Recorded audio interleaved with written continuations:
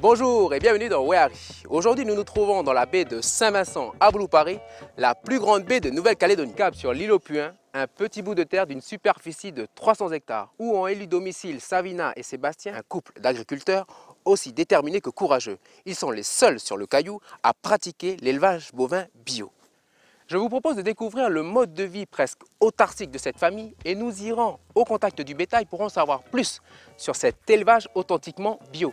Et nous avons de la chance car nous irons en balade avec des quarter-horse et des Appaloosas. Allez, on perd plus de temps, direction maintenant l'île aux Puins. Wehari, c'est tout de suite sur NCTV.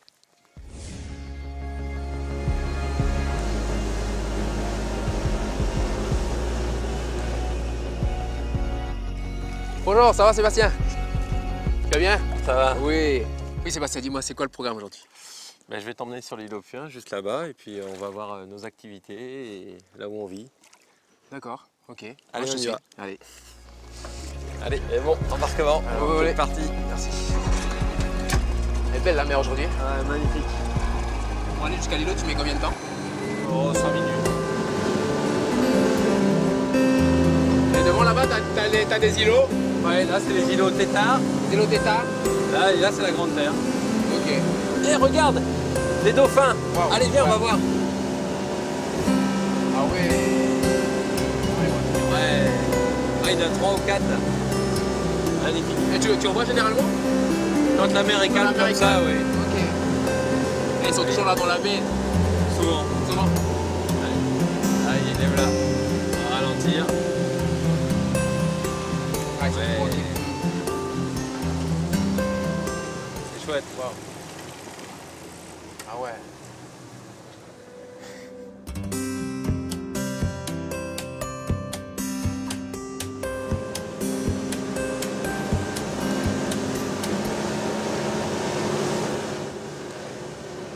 Et bon. Tu vas bien Sabina? Bonjour Cédric, Ça va? bienvenue à l'île aux Puins. Merci de m'accueillir. Merci Avec grand beaucoup. plaisir. Ben, on va aller à la maison, D'accord. Ok. je vais te faire voir chez moi. C'est le comité d'accueil. Ok. Wow. Et Fischer aussi, le fond, Marguerite Leveau. Wow. Ça c'est un accueil. Voilà. Il y a une poule aussi. Ils sont tous les deux orphelins en fait. On les a trouvés tous les deux à une semaine de différence et du coup maintenant ils sont inséparables. Ben, il y a Marguerite qui est en train de boire un coup, si tu veux on peut aller lui faire une caresse. Allez. Bonjour Marguerite, je te présente Cédric. Enchanté. Bon, voilà, c'est le petit veau de la famille. Et comment Marguerite est arrivée jusqu'ici? En fait, on a fait une rentrée de bétail et les limousines sont des très bonnes mères. Et Marguerite venait juste de naître et elle l'avait cachée sous un cassis. Et en repartant après être passée au stockyard, et ben, elle n'est pas revenue chercher Marguerite. Donc on l'a retrouvée dans les cassis et depuis, on lui a donné le biberon pendant quelques mois. Là, ça fait 3 semaines qu'on a arrêté. Je voudrais bien savoir comment les bovins sont arrivés jusqu'ici. Je te propose qu'on aille prendre un café avec Sébastien et Amélie et puis comme ça je te raconte tout ça. Ok. Allez. On y va.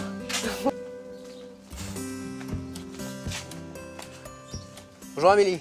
Bonjour. Je te sers la pince. Tu vas bien? Enchanté.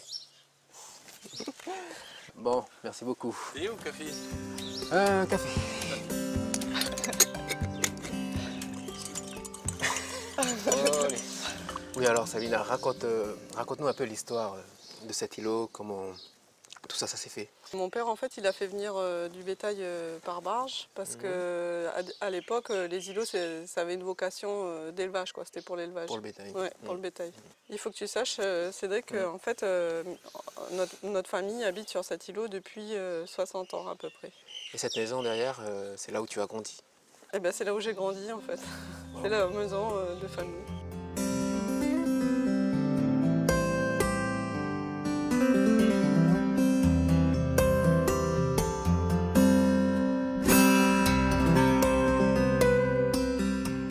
Sur un îlot, c'est pas commode. Vous n'avez pas l'eau, vous n'avez pas le courant. Comment vous vous organisez?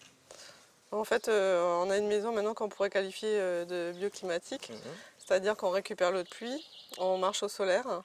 Et en fait, elle est faite de manière à ce qu'on soit ventilé. Quand il y a des louves des deux côtés, comme ça, dès qu'il y a un courant d'air, eh ben, on le capte. On n'a pas de clim, mais on utilise les courants d'air au mieux. Elle est bien aérée. Voilà.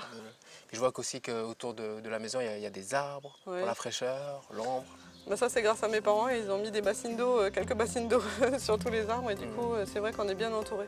Et d'ailleurs ils ont construit la maison ici à cause du bourraou que tu vois juste là en face de nous. Je sais pas quel âge a cet arbre mais il est conséquent. Assez âgé, hein. Ouais. Je voudrais qu'on revienne un peu sur votre installation ici. Est-ce que tu peux me raconter les tout débuts, comment ça a été, comment ça s'est fait quoi? En fait, on voulait s'éloigner un peu de la ville et puis on avait l'élevage ici, donc on a remis ça en place aussi. Bon, il fallait travailler aussi, hein, donc il y avait toutes les installations agricoles à refaire. Et depuis combien de temps vous avez repris l'exploitation? Alors, en fait, chez nous, les creniers, on a ça dans le sang. Je suis la 5e génération de creniers en Nouvelle-Calédonie qui élève du bovin. Donc, on avait ce troupeau qui était déjà là et qui était déjà bio puisque non traité. Donc, on n'a fait que reprendre la suite de mes parents en faisant des améliorations au niveau des installations. Donc, on garde nos vieilles vaches parce qu'elles connaissent le chemin. Ouais, et du coup, ok. elles dirigent Ouais. celles qui n'ont pas connu plus les installations que ça. Voilà. Ok. Donc tu m'as parlé d'élevage bio, est-ce que tu peux préciser? Bio, ça veut dire qu'en fait, il n'est pas traité et que le pâturage est sain, quoi. On ne met pas de produits dedans, de quelque sorte que ce soit. Et voilà, on a aussi des méthodes douces pour le rentrer. On se forme au bien-être animal. Pour nous, c'est important d'avoir un élevage dans Respect ce de l'animal. sens. Oui, tout à fait. Respect de la terre aussi. Tout à fait. Pour nous, on pense que les bêtes se sacrifient pour nous donner à manger. Donc, voilà. on a un respect à avoir par rapport à ça. Eh ben, j'imagine qu'on va aller voir tout ça. Oui, Je me et trompe puis pas. tu ne te trompes pas du tout. Et on t'a même fait une petite surprise. On va t'emmener en randonnée à cheval pour que tu prennes de la hauteur et que tu vois tout ça d'en haut. À cheval. À Bon, cheval. je me prépare. Alors. Ok.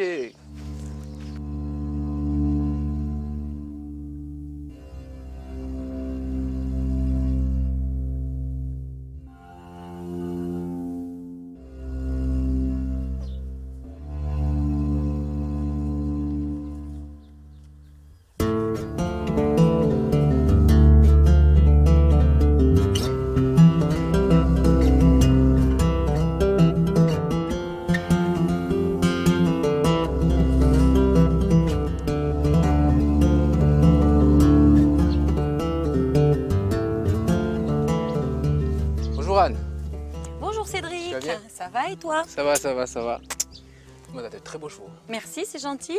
On va partir avec pour aller faire le tour de l'îlot. Alors je prends lequel? Pepsi, qui est juste là. Pepsi. Ah, allez. Prêt Pepsi à partager cette belle balade? Pas trop. Ça va aller. Ça va. Allez. Allez Cédric, c'est parti. Ok, ça suffit. Et on s'assoit en douceur. Super. Ok.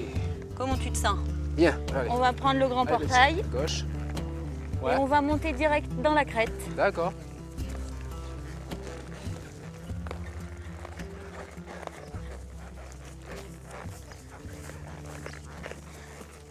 Donc là, il y a la montée. Est-ce qu'on a une position Un particulière? petit peu en avant, tiens, petit peu écarte en ton bras avant. à droite Hop. pour la ramener vers nous.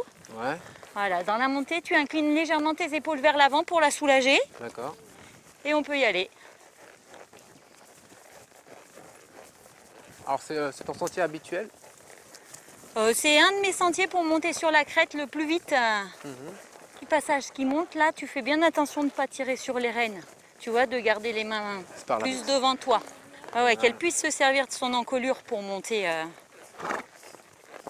et tu vas voir là-haut, on a une vue d'enfer. J'adore. Allez, ma fille. Plus on monte, plus c'est beau. Plus c'est beau, t'as pas fini d'en voir. Voilà, extra. Ah là, on peut bien voir les îlots là. On voit loin quand c'est dégagé comme ça. Waouh. Ah oui.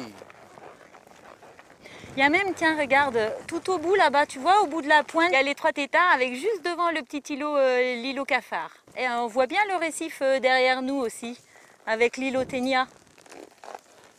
Ah oui, très bien. Les couleurs sont jolies. Ouais. Bon Anne, je vais m'approcher un peu de toi. Comme ça, tu vas me parler un peu de ton activité au ranch. Anne, là en C'est bas, le je vois le ranch. ranch. C'est là où tu vis toute C'est l'année. là que je vis toute l'année. Enfin, toute l'année. Je viens d'arriver sur l'îlot. Hein. Ça fait que quelques mois que je suis là. Et qu'est-ce qui t'a poussé à faire du cheval sur un îlot? Le hasard. Tu n'es pas vraiment parti pour cette expérience-là. Elle est arrivée et puis pourquoi pas? Tu as fait du cheval toute ta vie? Ah, j'ai commencé à monter à poney à 5 ans. 5 ans. Oui, depuis j'ai pas arrêté. Après, moi ici, la vie du cheval en liberté sur l'îlot et leur manière d'aborder les animaux, ça me convient. C'est une expérience comme une autre. La vie de Robinson sur un îlot déjà, sans parler du cheval. Mais le cheval, parce que tu aimes le cheval. Ah, le cheval, c'est c'est mon métier, c'est toute ma vie. Donc, sans cheval, c'est pas possible. Voilà.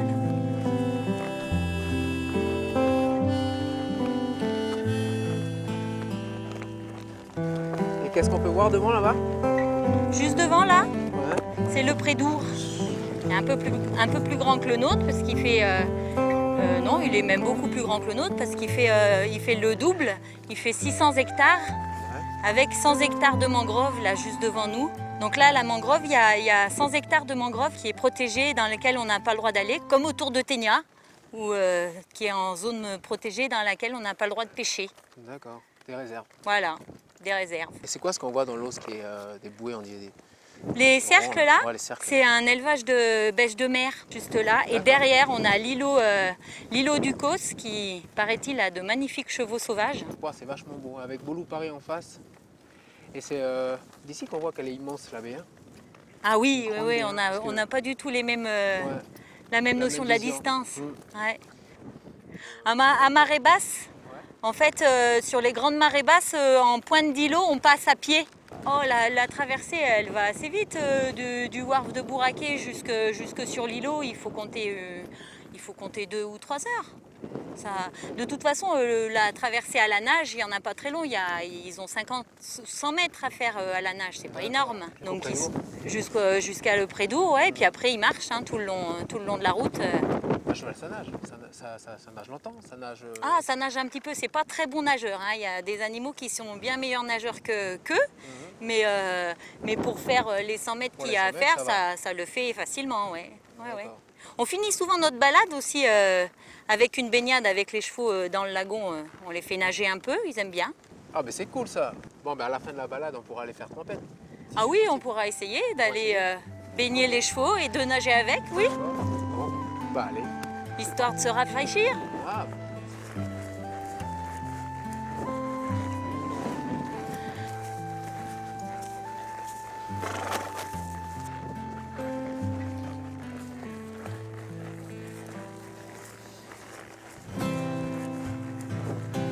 Il nous reste encore un petit peu de marche avant d'arriver au bout.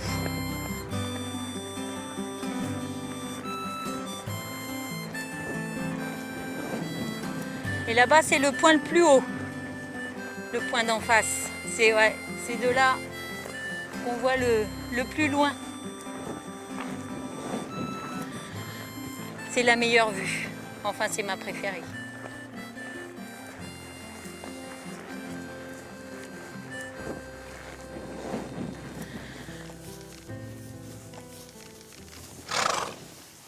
wow, très beau.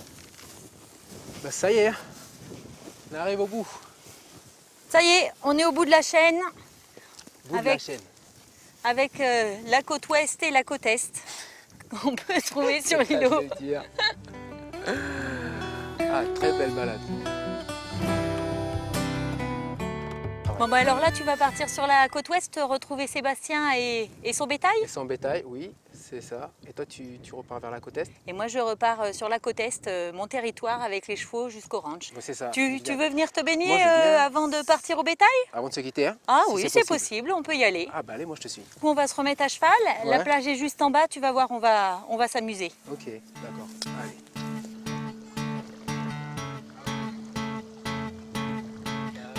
On enlève les selles, on va enlever les selles et on va nager? Allez. Allez.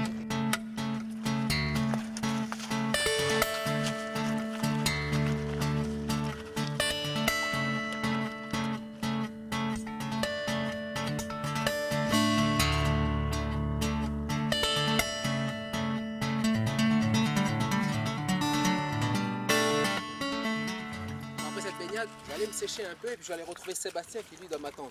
Allez, à tout de suite. Viens les filles, viens, viens. Viens les filles, viens, viens. Viens les filles, viens. Viens les filles, viens, viens. Ah Milou, tu veux que je te remette un peu? Oh, là.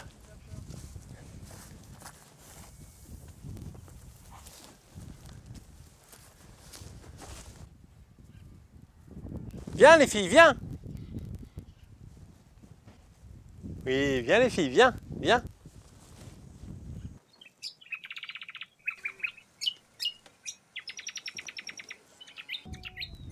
Viens les filles, viens, viens. Viens les filles, viens. Viens les filles, viens. Viens, viens. Viens les filles, viens. Ça va Sébastien? Oui, Cédric. Dis-moi, tu fais quoi? Je leur donne un petit peu à manger. Bon, vraiment pas beaucoup, c'est surtout pour qu'elles s'habituent au contact de l'homme. On appelle ça adoucir les animaux parce que plus on rentre à leur contact, plus ils sont doux au contact de l'homme. En Europe, quand ils sont dans une étable, tu peux les caresser, ils ne bougent pas du tout. Ici, comme tu vois, ils sont pas sauvages, mais ils ont l'habitude de vivre en liberté, ils ne voient pas souvent l'homme. Donc on garde le contact avec eux pour qu'ils soient habitués à notre présence. Et tu leur donnes quoi à manger, Sébastien? Alors c'est un ensemble de céréales broyées, mais on ne peut pas vraiment dire que c'est à manger, c'est pas pour les nourrir, c'est vraiment pour garder le contact, c'est des toutes petites quantités, quoi. Et la fréquence, je veux dire, comment ça se passe? La Tous les fréquence, jours, non, c'est pas tous les jours, mais c'est 3-4 fois par semaine, on va dire. Ok. C'est plus les vieilles qui viennent, elles ont l'habitude, on les reconnaît, elles ont des grandes cornes. On dit qu'à chaque fois qu'il y a un anneau, c'est un vélage. Donc ça, c'est une qui a un certain âge, c'est pour ça qu'elle n'est pas très jolie. D'accord. Et les autres, ils sont où?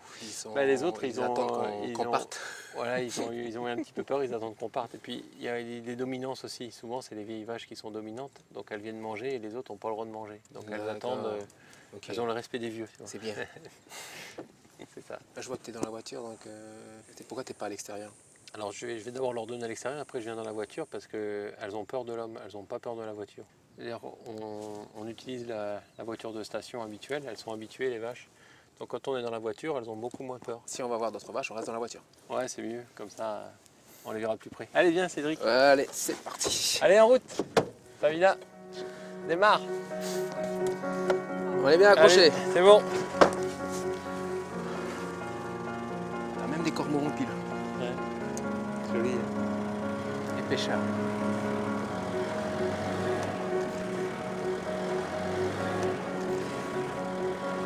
Viens les vaches, viens. Ouais, c'est ça. Viens les vaches, viens. Ah tiens, j'en vois. Ouais. Ah, la tête blanche, elle est là. Wow. Ah, la vélée. On donne un petit peu pour les attirer. D'accord. J'ai vu qu'elle a la tête blanche et Ouais. une dominante. Ah, Et je vois qu'elle a vélé. ok. Elle va avoir faim. Vas-y, moi je reste dans la benne. Viens les vaches, viens. Ça, c'est sûr. Je vois qu'il y a la tête blanche qui arrive. Ouais. Ouais, c'est une dominante. Elle vient. C'est elle qui va faire venir tout le monde. Si elle vient en premier, ça va. Bah, disons que oui, puis ça fait toujours plaisir de les voir. Et dis-moi, t'as quoi comme race devant nous, Sébastien? Alors c'est du pur limousin, mais avec la petite particularité de la tête blanche. Et le reste d'une ancienne race qu'il y a eu dans les années 60-70, c'est Hereford. Et elle doit avoir un gène dominant très fort. Elle transmet ce gène-là et elle reste la caractéristique, la tête blanche, d'une autre race. Et elle a quel âge? Elle doit bien avoir 25 ans. 25 ans. Alors 25 ans, on a la particularité de ne pas réformer les vieilles vaches pour plein de raisons, parce qu'elles continuent à faire des jolis veaux. On garde cet aspect des choses, on garde les vieilles vaches. On les laisse mourir de leur belle mort. C'est pas habituel en élevage, mais bon, nous on aime bien ça. On aime bien se dire qu'elles ont bien travaillé, donc elles profitent un peu. Donc toi, t'as un élevage un peu spécial. C'est un élevage bio. T'es le seul à le faire en Nouvelle-Calédonie? Oui, alors on est les seuls à être certifiés bio.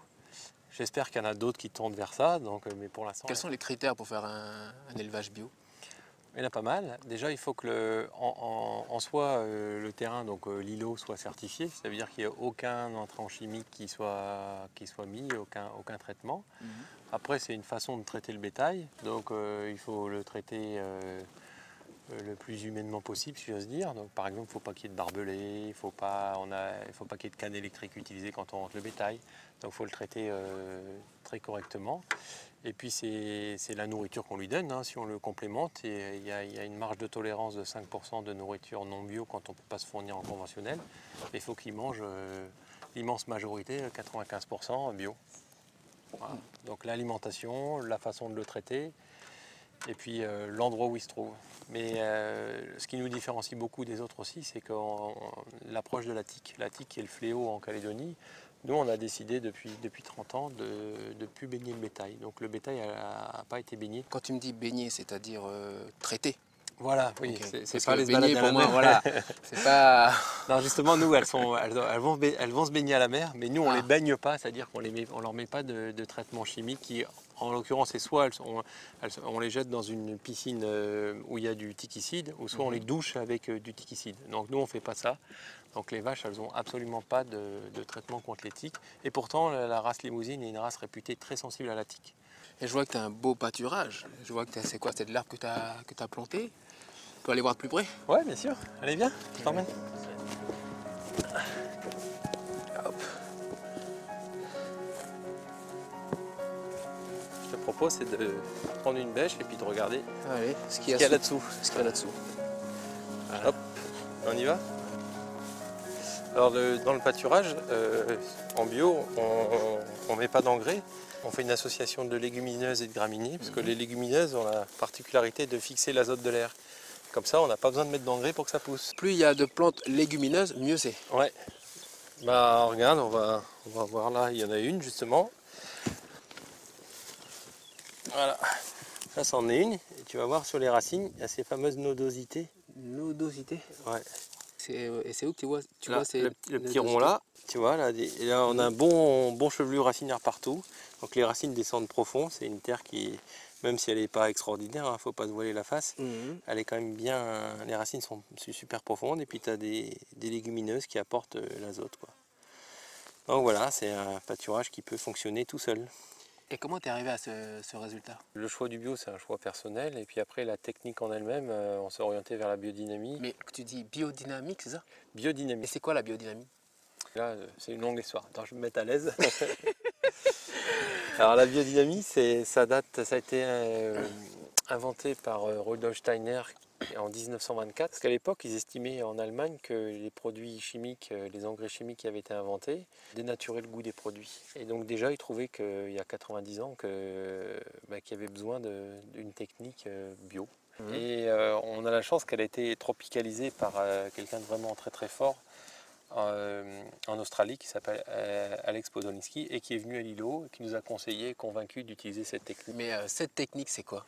Alors, pour faire court, le conventionnel c'est nourrir la plante. On s'emploie à nourrir la plante. On peut le faire notamment avec l'hydroponie ou le sol quelque part, on s'en fiche. On nourrit la plante.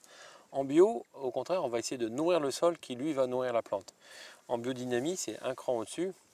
On essaie carrément d'améliorer le sol pour qu'il arrive à nourrir la plante de lui-même, sans avoir besoin de le nourrir.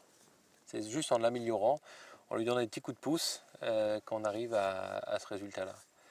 Et c'est assez ambitieux, parce que ça demande, c'est assez fin, puis c'est pas des réflexes conventionnels. Mais ça donne des résultats, parce que quand c'est bien fait, ça donne des résultats absolument époustouflants. Et on va se former régulièrement en Australie, et quand on voit les résultats qu'ils ont obtenus, c'est absolument sidérant, quoi. Mais qu'est-ce que tu mets dans ce sol? On utilise la principale préparation biodynamique, une sorte d'homéopathie qu'on appelle préparation 500 ou bouse de corne. Préparation 500 parce qu'il y a 500 millions de bactéries au gramme. Wow. Et donc on en met très très peu, 88 grammes par hectare, et mélangé dans l'eau, puis ça donne ce résultat-là. C'est fabuleux, wow. C'est magique.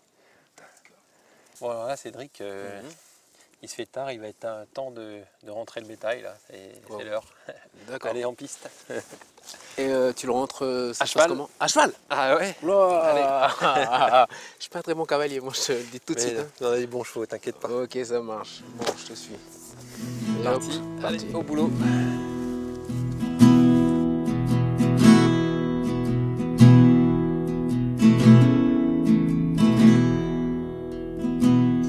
te donne Ambre, tu vas la monter pour la rentrée de bétail. Tiens. Hop. Enchanté, Ambre.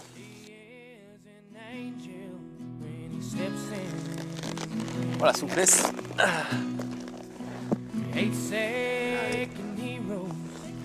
Là, tu tournes droite-gauche, tu vois.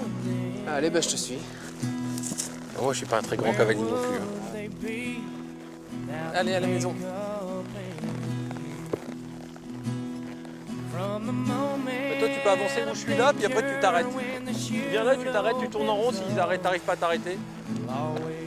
Voilà, voilà.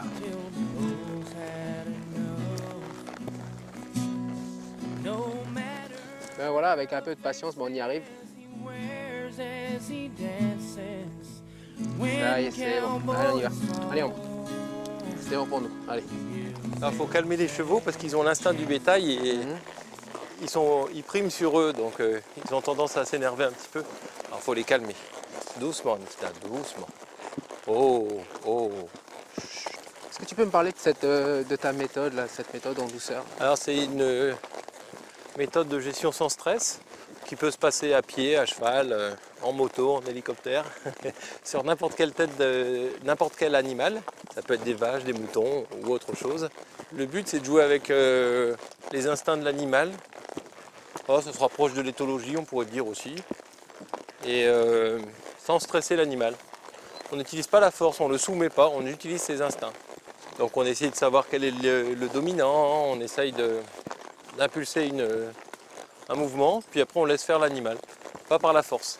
Alors, ils avancent tout seuls. Il faut montrer aussi qu'on est déterminé, mais la force c'est quand on a raté quelque chose. Une méthode qui a été développée en Australie, en utilisant l'instinct de l'animal et en essayant de le comprendre, c'est mieux comment il va réagir. Le but c'est d'essayer de détecter selon son comportement comment il va réagir pour de temps en temps lui mettre un peu la pression et tout de suite l'enlever. Si on met trop de pression, il devient dangereux. C'est ce qu'on fait un peu quand on utilise la force. Et après, c'est une surenchère et ça n'a jamais de fin. Donc là, Sébastien, qu'est-ce qui va se passer? Là, il faut s'étaler pour pas qu'ils puissent revenir vers nous. Ils vont rentrer facilement, là. Ils ne sont pas nombreux. Il y a un beau taureau devant, il faut que le beau taureau y aille. C'est Harper.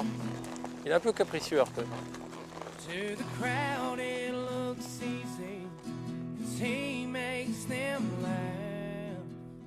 Donc voilà, le bétail il est rentré avec souplesse. Ouais. Et sinon, tu as combien de têtes sur ton îlot? Alors il y a 120 têtes sur 300 hectares, donc c'est une densité assez faible. Et là, sur les 120 têtes, on a trié 10 têtes lors de la dernière rentrée de bétail. Parce qu'on doit travailler, ils ont des petits soucis de santé à travailler. Il y a aussi les futurs animaux qu'on va abattre. Donc là, on les a rentrés à travers un enclos. Oui, ça s'appelle un stockyard. Et celui-là est très particulier parce qu'il est tout en courbe. Ça fait une espèce de 8. La personne qui l'a dessiné, donc Temple Grandin, qui est une autiste américaine, elle a révolutionné le monde de l'élevage parce qu'elle elle voit comme une vache. Donc on arrive à utiliser les instincts des vaches qui ont envie de retourner d'où elles viennent. Donc en tournant, elles ont l'impression de ressortir en fait. Donc on utilise cet instinct, voilà, pour les faire avancer gentiment sans utiliser de violence. Je voudrais bien savoir comment tu arrives à tuer une vache et que sa voisine d'à côté est en train de brouter. Chez nous, l'abattage, c'est partie intégrante de l'élevage. Donc c'est la dernière phase, donc on le fait avec le même soin. On est caché derrière la partie opaque et on l'abat au fusil, mais à 2-3 mètres. Et comme elle ne nous voit pas, elle n'a pas l'appréhension de l'homme.